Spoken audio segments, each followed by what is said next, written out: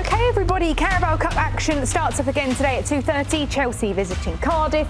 Then tomorrow, Man City take on Brentford. Newcastle welcome Fulham. And then, due to scheduling reasons, Arsenal are up against Crystal Palace on December 23rd. Gosh, I love this song. Really getting me hyped up for the Carabao Cup. Right, teams who have won this cup numerous times include Liverpool with the most. They've got 10 titles. Man City on 8, Man U on 6, and Chelsea and Villa on 5. Come on, what we got? Talk about Manchester City. You said if they were to win the Carabao Cup, it'd be a stocking full of them. Wouldn't be the be-all, end-all. Pep Guardiola has come out this morning saying we're going to play a couple of the guys in the academy. No, they're going to play the U17s, Jeff. See, that is a clear demonstration of how much he wants this trophy. That is a signal that he wants fresh legs, fresh minds. He's rested players for this competition. But do you think it's re-wrapped? Yeah, sounds like a re-gift. Yeah, he's No. Look, you saw, right, when they got through to the next round, the elation on their faces. I didn't even see a smile. Not one smile. Yeah, but that's tactical. Never let the opposition know what you're thinking. Of course, This is clear thinking from Pep, and he wants to, in his mind, start this season. I want to be the only manager to win it 5 times. Jeff, if you could move it to re-wrapping, would you move it? Now we've heard Pep saying, I'm bringing out the kids. It's a bit. If he wins this trophy from here on out, whenever I reference Pep Guardiola, ever in debate on a desk, I'm going to say Pep Guardiola, 5 times winner, 5-time Carabao Cup winner. So you should. So you should know your stats. What do we? I'm lost now. What do we think about Phil Foden as well? Because he's obviously, compared to last season, he's had a glow up, Hannah. He's back at the party. He's had a proper just in time. He's had a proper glow up. He was toiling mentally and physically coming into the season, and he admitted, he said he was struggling. He's changed his representation. He's got, I think he's also working with a new personal trainer, which a lot of players do now as well. Change of position, so he's playing slightly further forward. He's just gone past KDB in terms of goals for Manchester City. Wow. And he's moving. Yeah, I mean, Pep said the other day, Phil in this mood is a gift, a diamond. He's really in the moment right now. And he scores all sorts of goals, including a header. Was it Cherki's Rabona the other day, wasn't he? He scored the header from. I think he's absolutely, well, it's like the old song, Phil Foden's on fire. Do you think that he is finding a little more joy in his relationship with Haaland? That is something that KDB obviously... Well, positionally, he's moved further forward, and Pep said he wants him in and around and alongside Haaland, not just sitting back deep, or certainly stuck out on the left wing. Yeah, not so wide. So I think that brings the relationship closer as well. But it's what impresses me, I don't know about you, Nico, is the variety of goals he's scoring. And look at, I mean, you look at that heat map, look where he's popping up all over the pitch, right? He's an extremely versatile player. I had no doubt that he had this in his locker. I mean, I think it's unfair to compare it to last season because his last season was so poor. I want to see it compared to his best season at Manchester City, where he was this type of player. And now he's older. Now he's more mature. I mean, older. What is he, 25 years old for Foden? And how many titles has he won? Like a ridiculous amount of titles, right? Like, he's already at 25 years old, like nearing Paul Scholes' trophy cabinet type of levels. Pretty incredible. He has so much more to give. It feels like he is so far from his ceiling, and he is this good still. And right around World Cup time, he's finding the best form. If he can keep this going, we're talking about best form in his career. So it's exciting to see because he does give you that variety of goals. And not only that, the collective responsibility to have him make Manchester City play better, to have him create something out of nothing, combining with his teammates, make others around him better. He's that type of special player. We always knew he was. We were kind of worried that the drop-off from last season could have been damning, but it shows that it's just one season that he can just shake off and continue and show that he's the Phil Foden that we always thought he was. I think it shows character as well, to be able to come out and, to recognise you're toiling, you're not doing well, and you need to address the situation. Especially at City, that are so quick to rid themselves of guys that, okay, they had one good season, all right, on to the next. Look at Grealish, look at Leroy Sané, look at Sterling. Like, if you're not at the level that Pep wants you to be at, they have deep enough checkbooks to say, I mean, we'll get rid of you. We'll go find the next guy that wants to play the way that I want to play, and talk about Pep stifling players' creativity and stuff like that. It felt like he might have fallen into that category, but he hasn't. Also the fact he's homegrown. You know, they want to see him succeed. I'm not saying that he was given more chances than other players, but the fact he's a homegrown player.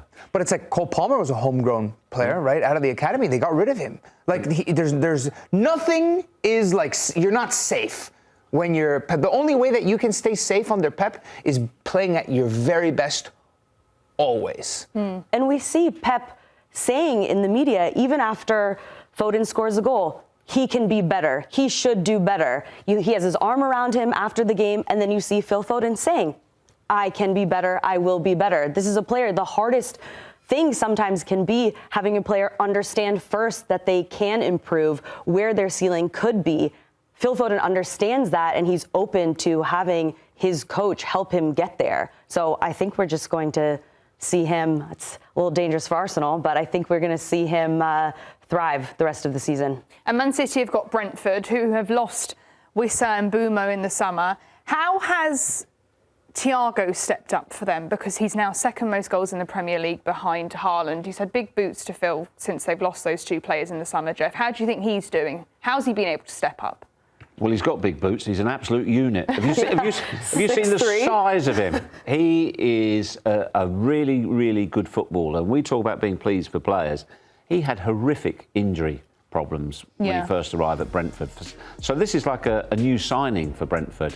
I've been super, super impressed with him. His movement, his ability, his intelligence, his finishing. And another thing I like about him as a player, Ali, you must have played with players like this. If they miss a chance, particularly strikers, if they miss a shot or an opportunity, it's gone. They forget about it and they look for the next immediate opportunity. They don't hide. And he's got that in his locker. It's a tough type of forward to play against. How do you see the game tonight, Nico? Man City versus Brentford? I'm not sure. I'm not sure hard one. Because what Manchester City's going to show up, I think it's going to be a City that might be apathetic to the result of this match. Maybe not certain players, but City as a whole. You know, again, going back to our whole conversation from the A block, like this is Manchester City that I think actually might do without extra fixtures going into March. Obviously, you don't ever play to lose, but I think Pep rotating his squad significantly, especially in this part of the year where the fixture congestion is unnatural for any athlete, but in England they decide to throw everybody through the gauntlet and you have to survive it.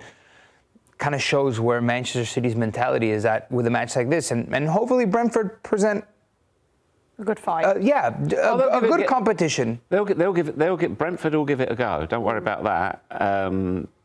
And as we've said before, anybody can beat anybody. And motivation for Brentford, when they see that Manchester City team sheet, they may look at that and say, OK, they don't fancy this. But again, all I would say is you can't accuse Manchester City, and particularly Pep, of not taking this competition seriously because of his previous record.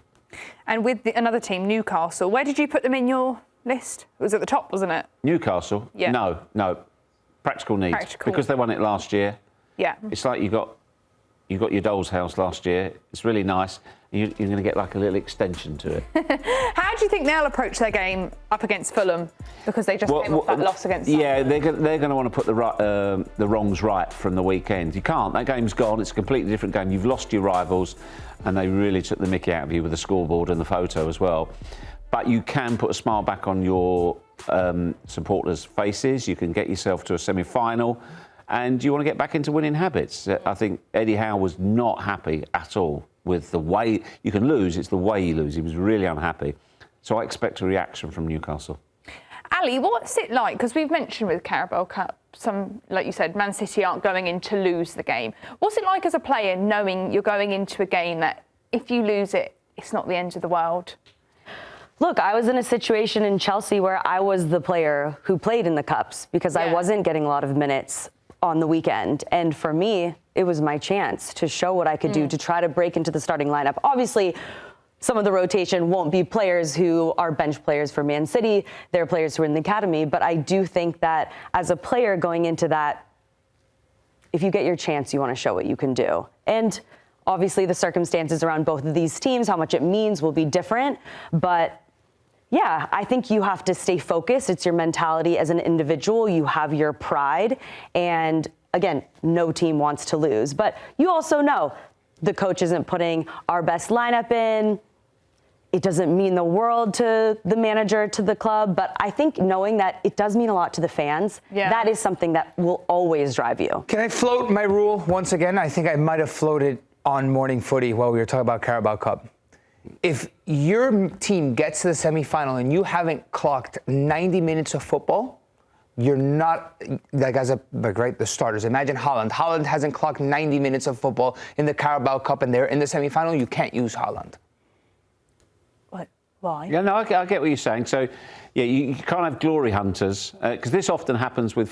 What you're saying is it happens with Manchester City all the time. They play their subs.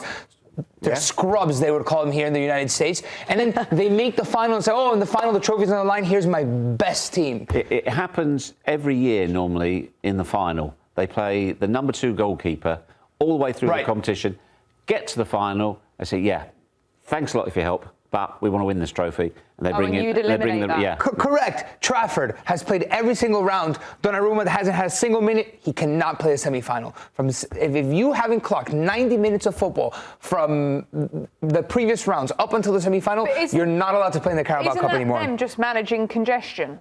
Well, but this is the Carabao Cup. It's a third-tier tournament, and you need to find a way to use the depth of your squad. I don't think that's the worst idea, but all I would say to you is we'll put you outside Wembley at the final, and you can tell these fans, no, you're not having him. He's not allowed to start. He's not allowed the nature of the competition. No, I'm getting you a ticket for the final. You can EFL, hire me, baby. Third-tier competition, it could be arguably Pep's most important win if he were to win this Carabao Cup. Potentially 5-time Carabao Cup winner. I think we'd see the prize money drop a bit. Thanks for watching this video from Morning Footy. For all news and insights regarding leagues around the world like EFL, Serie, and all UEFA competitions, both men's and women's, don't forget to sign up for Paramount+.